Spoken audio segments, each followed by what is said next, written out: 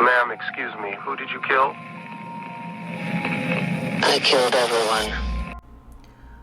While it's true that the most famous serial killers are usually men whose names you already know, there are plenty of deadly women who measure up to the vile and infamous acts of any man. The following ladies wouldn't hesitate to snuff out a life, and did on some terribly grand scales. With that being said, let's begin our countdown of the most prolific female serial killers by their reputed victim count, and we begin with someone rather unexpected.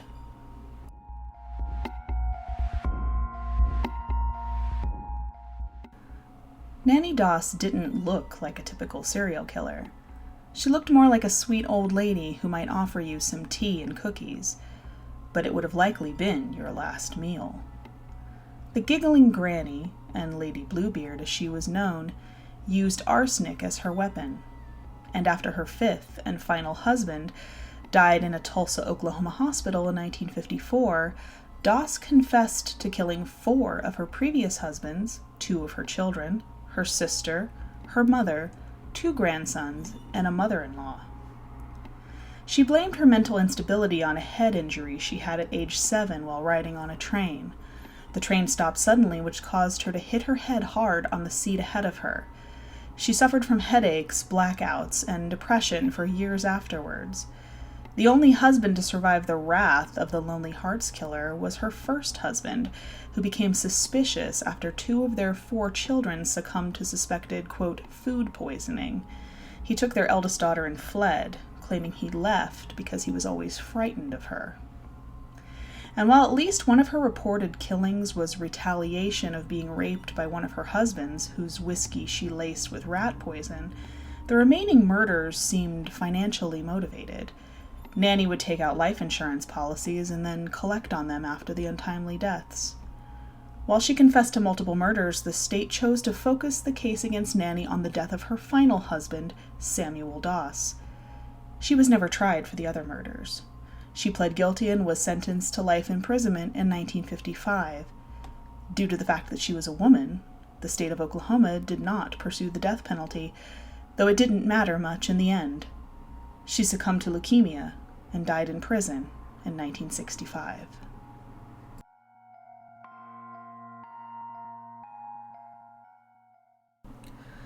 Perhaps the giggling granny was inspired by another woman with similar motives who murdered 15 people between 1813 and 1827 in Bremen, Germany.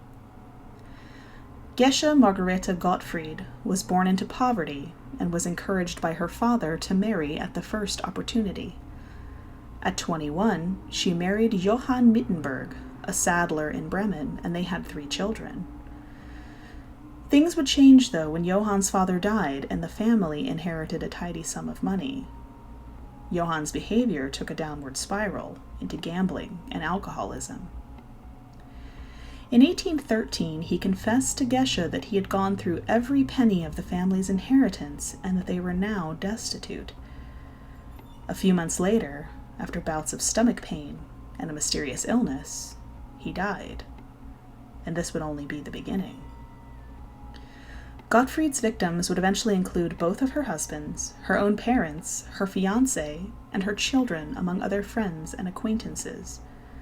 She went undiscovered for a period of time when, coincidentally in 1815, a cholera epidemic hit Germany. Cholera symptoms mimic those of arsenic poisoning and allowed GESHA to continue her crimes undetected.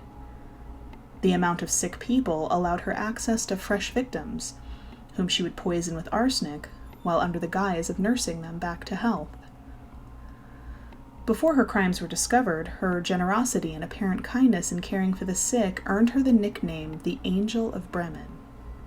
The Angel was ultimately captured by the authorities on March 6, 1828, after one of her attempted victims noticed strange white flecks in his food and had them analyzed by a physician.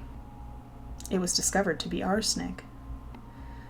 GESHA confessed to killing 15 people and attempting to kill many more.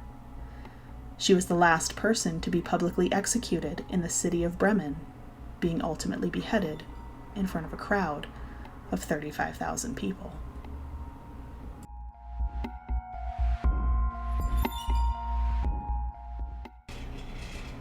While Nanny DOSS and GESHA GOTTFRIED killed their family members seemingly indiscriminately, this Danish serial killer seemed to focus on the most helpless and innocent of victims. Dagmar Overby lived in Copenhagen, Denmark, and occupied herself with a common profession of the time, that of a professional child caretaker for women who needed to find homes for babies birthed outside of the sanctity of marriage. But instead of locating loving homes for these children, Dagmar would murder them. She used several methods to end the brief lives of the most vulnerable of her charges.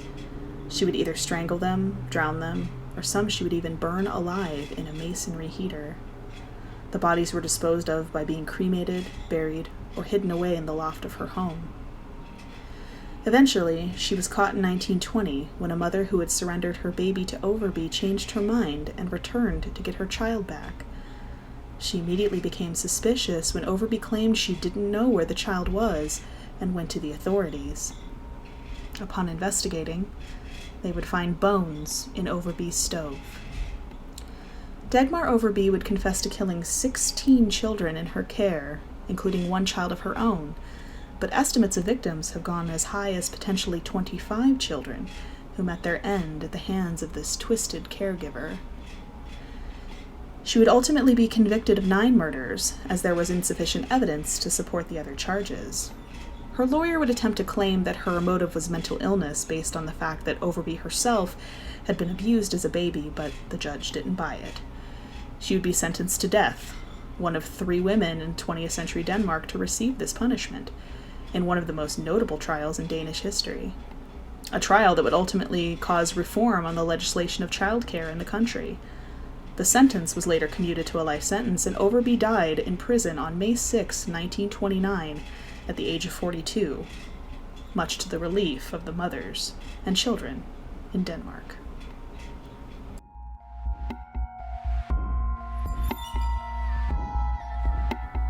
While our previous deadly ladies blamed their murderous sprees on either childhood neglect or mental instability, Jolly Jane Toppin proudly declared once that her ambition was, quote, to have killed more people, helpless people, than any other man or woman who ever lived, unquote.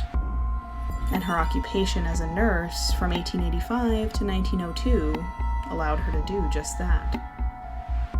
Jane Toppin began life as Honora Kelly and was adopted into the Toppin family as an indentured servant and surrogate daughter. When Toppin became a nurse in 1885, she earned the nickname Jolly Jane due to her cheerful demeanor.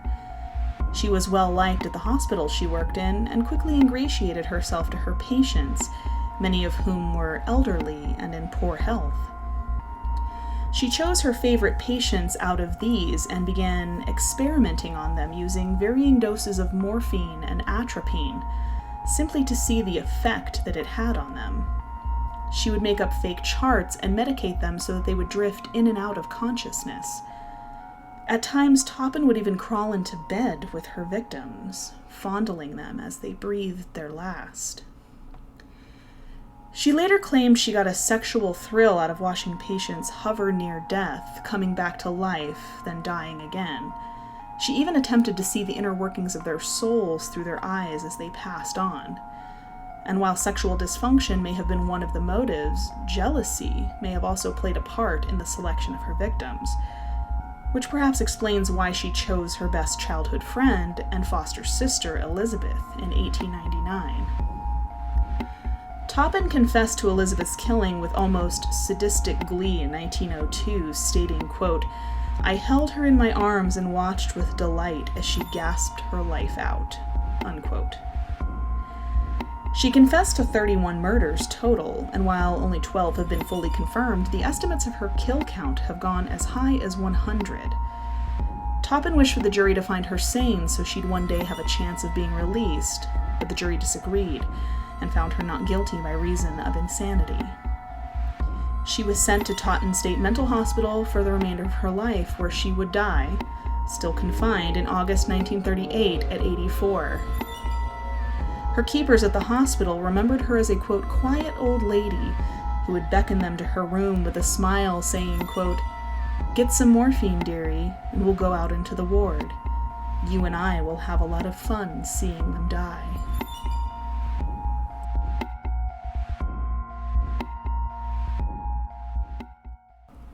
Vulnerable victims seem to be a theme amongst these deadly ladies, and just like Jane Toppin, Juana Barasa, known as La Mata Viejitas, or the Old Lady Killer, preyed on the elderly and infirm.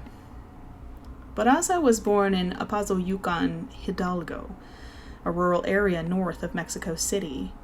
She had a rough start in life, no thanks to her mother, Justa Samperio, an alcoholic who reportedly exchanged her daughter to a man who repeatedly raped her while in his care, all for the price of 3 measly beers. She became pregnant by her attacker and would ultimately have 4 children, though her eldest son died from injuries sustained in a mugging. She also had a strong interest in lucha libre, a form of professional wrestling popular in Mexico where the athletes wear colorful masks to hide their identity. Prior to her arrest, Barasa even wrestled professionally under the name La Dama del Silencio, or the Lady of Silence, which became ironically appropriate once her string of crimes was finally discovered. All of Barasa's victims were women in their 60s or older who usually lived alone.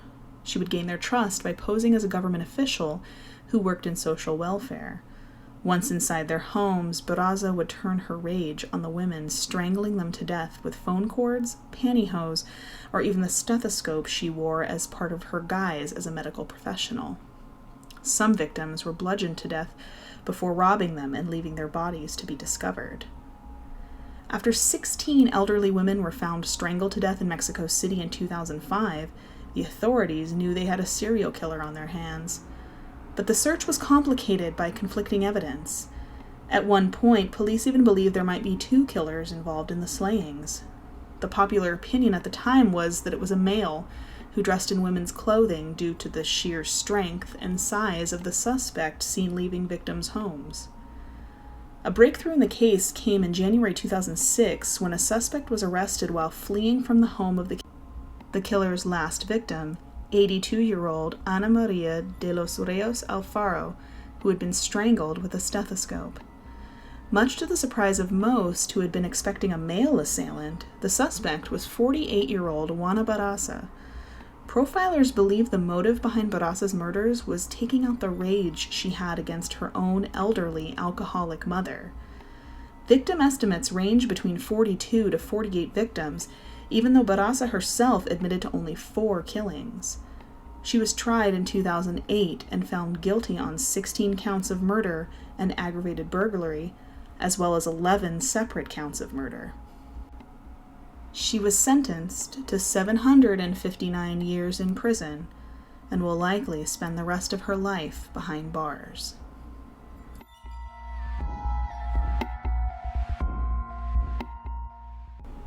Juana Barasa wasn't the only killer on our infamous list who specifically targeted the elderly. Amy Archer Gilligan was a nursing home proprietor in Windsor, Connecticut, and by all accounts, the Archer Home for the Elderly and Infirm was a place that patients checked in, but did not check out. Amy Duggan married James Archer in 1897, and after the birth of a daughter, became caretakers in 1901 of an elderly widower. He would pass in 1904, and his heirs converted the home into a care facility for the elderly where the Archers remained caretakers for a fee. In 1907, they would move to Windsor, Connecticut after the former care home was sold, and they would use their personal savings to purchase a home that they would convert into the Archer Home for the Elderly and Infirm. James Archer would die in 1910 of apparently natural causes, cited as a kidney ailment, though perhaps it was no coincidence that Amy took out a life insurance policy on her husband that cashed out on his death and allowed her to keep running the nursing home. And perhaps this was a home that people would think twice about leaving their loved ones at.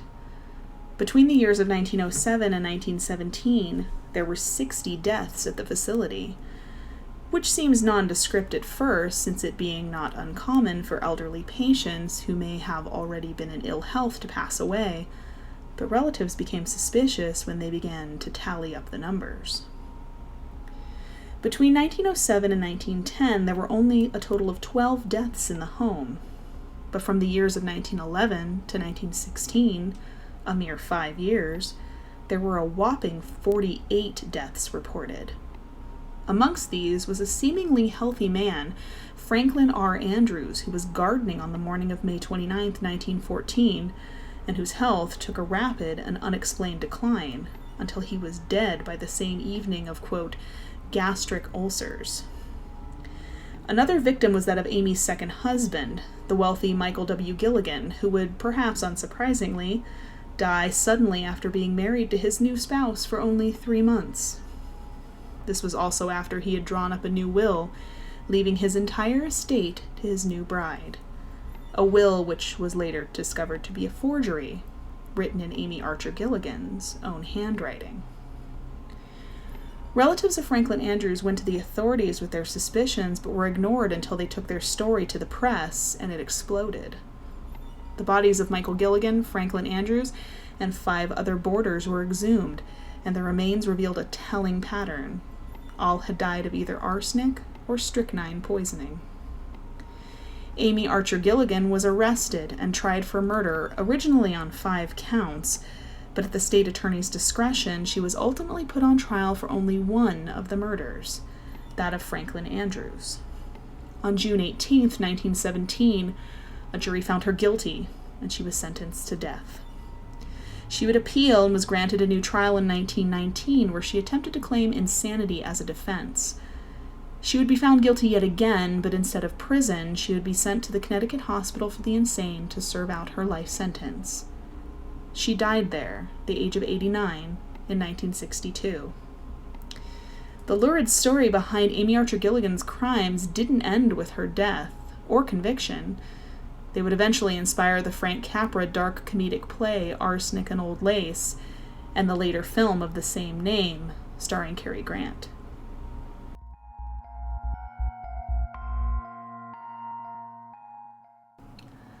As we come to the final 4 in our list of infamous female killers, the victim count jumps rapidly into the reported triple digits, and back into some dark territory in the land of the rising sun.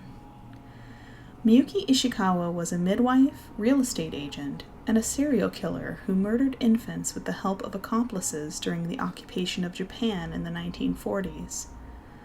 Miyuki was an experienced midwife who, while she could not have children of her own, managed a maternity home in Tokyo called the Kotobuki Sanin. In the 1940s, there were many babies kept at the home, most of which had been born out of wedlock to poor mothers who could not financially support their children. Due to a decrease in foster parents willing to take in the unwanted children, and seemingly unwilling to continue to pay and provide care for those in her charge, Ishikawa chose to neglect numerous infants, many of which died as a result. Almost all of the other midwives employed by Ishikawa at the Kotobuki Sanin were horrified and disgusted by this practice and quit their jobs as a result. At the same time, Ishikawa attempted to monetize her murders. She and her husband Takeshi would solicit large sums of money from the desperate parents, claiming that their services of killing cost far less than the expense of raising an unwanted child. A doctor, Shiro Nakayama, also aided the couple by falsifying death certificates in exchange for a cut of the payments that were being received.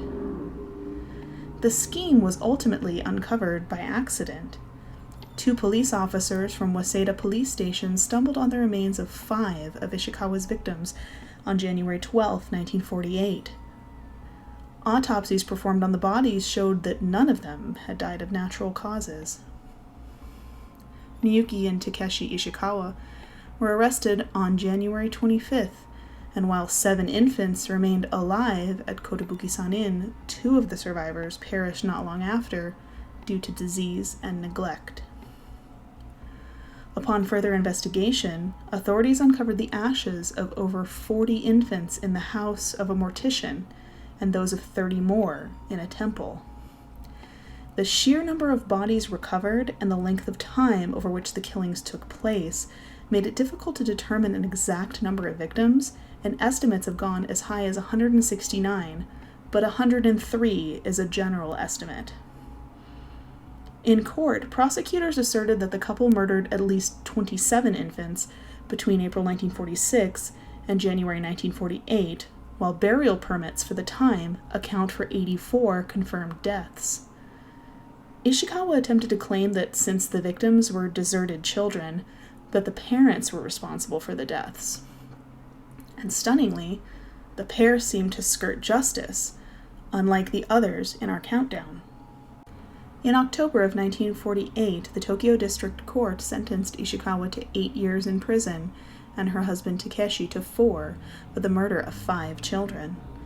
Both the couple and the prosecutors appealed the sentences, and the original sentences were revoked, and pardons were granted by the effect of the Treaty of San Francisco, which was signed after World War II in an attempt to reestablish peaceful relations between Japan and the Allied powers.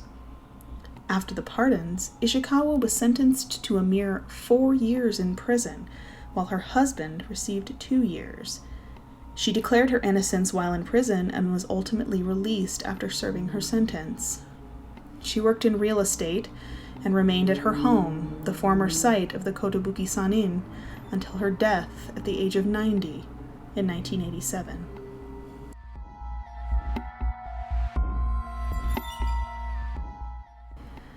Taking Miyuki Ishikawa's crimes to a whole new level is one of the most notorious female serial killers of the modern age. Emilia Dyer, known as the Ogress of Reading, would murder infants in her care over a 30-year period in Victorian England. Possibly 400 deaths are attributed to her, and makes her a definite candidate for being history's most prolific serial killer. In 1869, widowed by her first husband and already trained as a nurse, Emilia Dyer's killings began with the common 18th century practice of baby farming, or adopting unwanted and illegitimately conceived infants in exchange for money. And while some legitimately attempted to practice this, many more unscrupulous caregivers saw it as a quick and easy means to make a tidy living by starving and neglecting unwanted babies in order to save money or hasten death. Noisy or demanding babies would often be drugged with cocktails of opium and alcohol, and many perished as a result of overdoses or malnutrition. Mothers who returned to check on their babies or that changed their minds about leaving their child abandoned to another's care would often encounter such issues, but were either too ashamed due to the stigma of single parenthood in morally repressive Victorian society, or too frightened to contact the authorities. It proved to be money easily gained with little to no consequence, and Emilia Dyer was keen to get her share.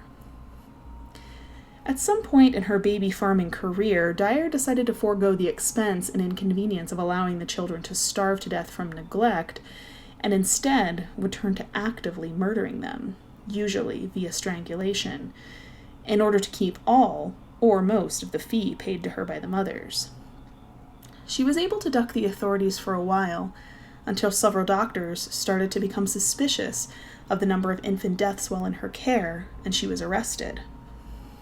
But instead of being sentenced to jail for murder or manslaughter, she was simply given 6 months of hard labor, though reportedly this experience nearly destroyed her mentally, and she would spend the rest of her life in and out of mental hospitals and asylums due to various breakdowns and suicide attempts. Once she was a free woman again, Emilia Dyer wasted no time in resuming her career of baby farming, though she realized that involving doctors to issue death certificates was what had gotten her caught the first time, and she vowed not to make the same mistake twice. Instead, she began disposing of the bodies herself. She and her family moved often if they suspected that the police were getting too aware of their activities, or if parents who had left their child in her care started asking too many questions. It's estimated that she killed at least 200 children during her baby farming career, but estimates have been cited as high as possibly 400. Eventually, Emilia's luck ran out in 1896 when a bargeman fished an infant's body from the River Thames, and the child was traced back to Dyer's care. She was arrested on April 4th, and charged with only 6 confirmed deaths as more bodies were drawn from the river where she had begun disposing them in order to avoid suspicion. After confessing her crimes, she was hanged on June 10, 1896. When asked while on the scaffold if she had any last words, she said, quote, "I have nothing to say," before being dropped by the noose at 9 a.m. on the dot.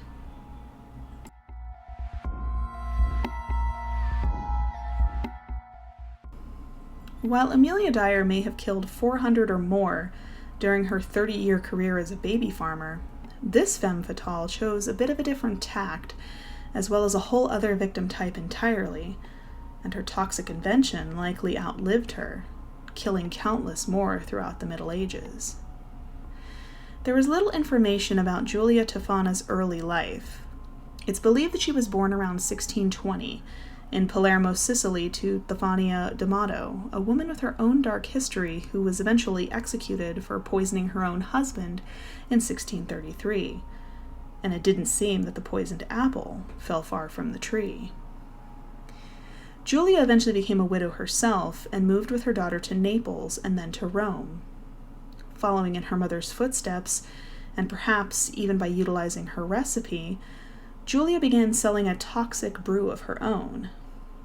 In order to understand the success of Giulia Tefana's sinister business, one must understand the climate of the times and the status of women in 17th century Italy, or lack thereof. Women had little to no financial or social power then and were often auctioned off like property into loveless or abusive marriages.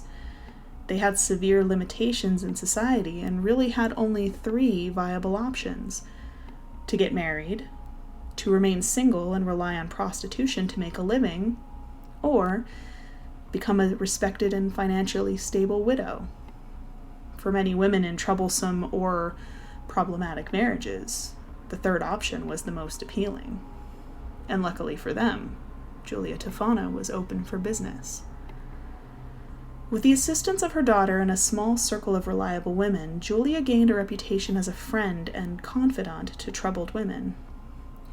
Her little criminal organization may have also recruited a local priest, Father Girolamo, to secretly take part in the business as well, but details are unfortunately spotty when it comes to the actual structure and network of Tefana's business. It's widely believed that Father Girolamo was the one who provided the source of arsenic for the special little concoction that Giulia made to help women rid themselves of troublesome husbands. She and her colleagues would disguise the poison in cosmetic and perfume bottles, which threw any suspicion off of her trail. To anyone sniffing around Giulia's booming business, she was simply a proprietor of coveted face creams and cosmetics. And since such things were common for women to purchase, no one would become suspicious.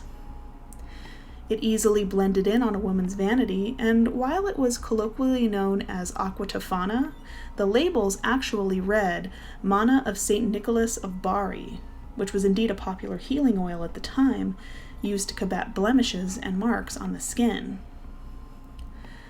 Despite its deceptively harmless and nondescript appearance, aqua tefana was incredibly lethal. It was colorless and tasteless, and easily mixed into food or drink without notice. It only took 2 to 4 drops to kill a grown man. It was administered in doses over several days, but the true genius behind the concoction was how it remained undetectable even after death. The symptoms it caused mimicked many common diseases of the time, and it would make the victim weak over several days, causing stomach ailments and exhaustion, but not killing so quickly that the victim would not have time to get his will or his affairs in order. Often, to avoid suspicion even further, the newly widowed woman would ask for an autopsy herself after death, but nothing would ever be found that could incriminate her. According to most historical accounts, Giulia Tefana's business fooled the authorities for decades, and she would probably have gone undiscovered forever, were it not for one fateful bowl of soup.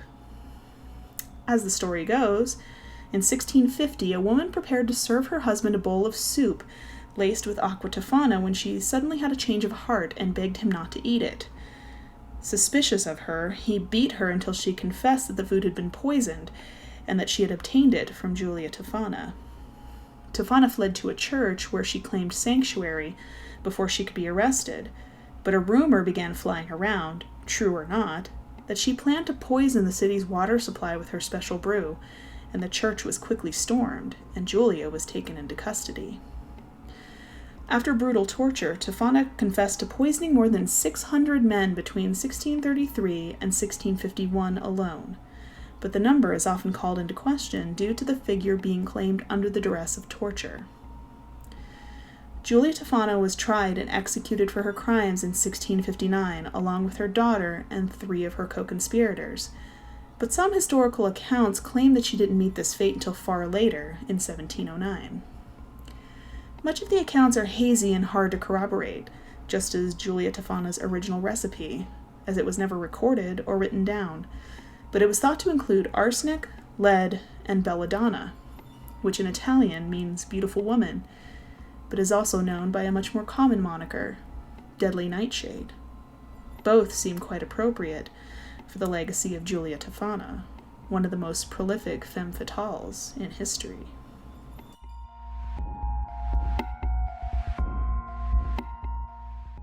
The final deadly woman on our list of infamy is one whose story inspired folklore and legends, and may have even helped to inspire one of the most famous horror novels of all time, Dracula by Bram Stoker. Of course, no list would be complete without the inclusion of the Blood Countess herself, Elizabeth Bathory. Born into privilege and minor nobility in 1560, Elizabeth led a charmed life outside of experiencing seizures as a child that may have been caused by epilepsy.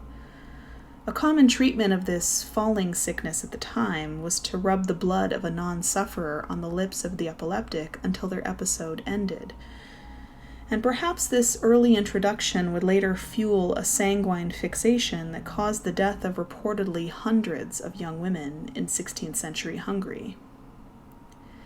She was provided an education and spoke several languages fluently, as was common for young women born into the landed gentry at the time. She was engaged in 1573 to account in what was likely a political arrangement between the two families. The wedding gift provided to her by her new groom was his home, the castle of Cheta, situated in the Little Carpathians near what would be modern-day Slovakia. In 1578, her husband became the chief commander of the Hungarian troops and would lead them into war against the Ottomans, which left Elizabeth at home to manage the estate and all business affairs.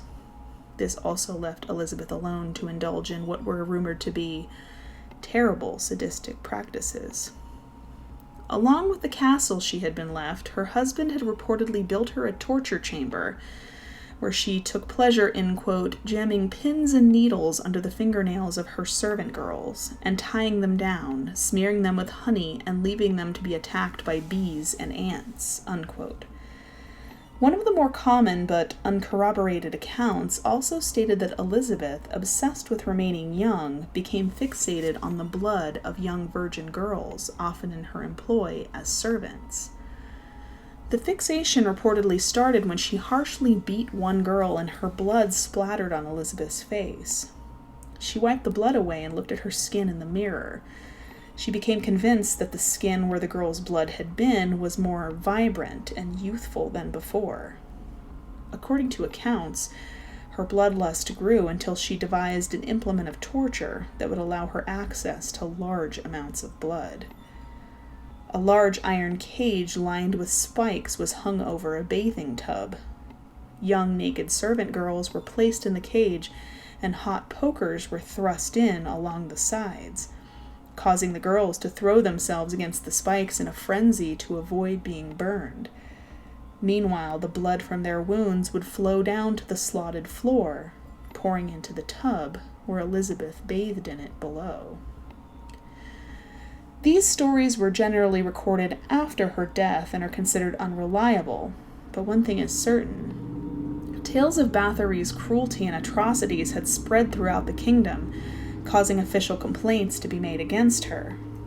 It was when she moved from victimizing and murdering peasant girls to the daughters of local nobility that had been sent to the castle to learn courtly etiquette that a formal investigation was launched. By October of 1610, 52 witness statements had been gathered. By the following year, that number leapt to over 300. Elizabeth Bathory, along with 3 of her servants, considered to be accomplices in her crimes, were arrested in December of 1610 and placed on trial for murder. According to these testimonies, Bathory's first victims were young girls, 10 to 14 years of age.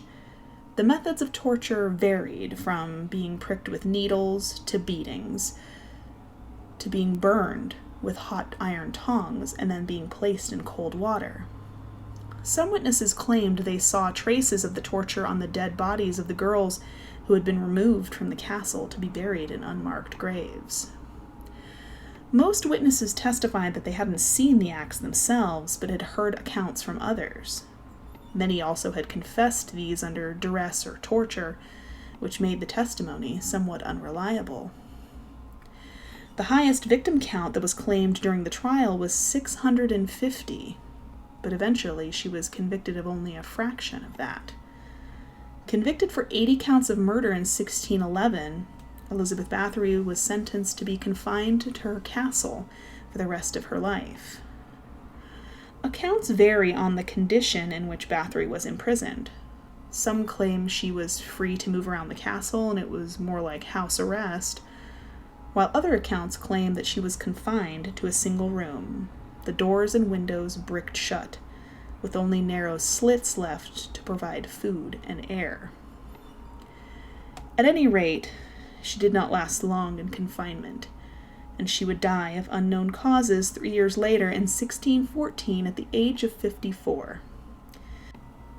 She was buried in the church of Cheta in November of 1614, but according to some accounts, the uproar caused by the villagers over the infamous countess being buried in their cemetery caused Bathory to be disinterred and moved to the Bathory family crypt in Ased. To this day, the actual whereabouts of her body and final resting place are unknown, which seems all the more appropriate for an alleged vampire who inspired countless tales of horror and macabre legends.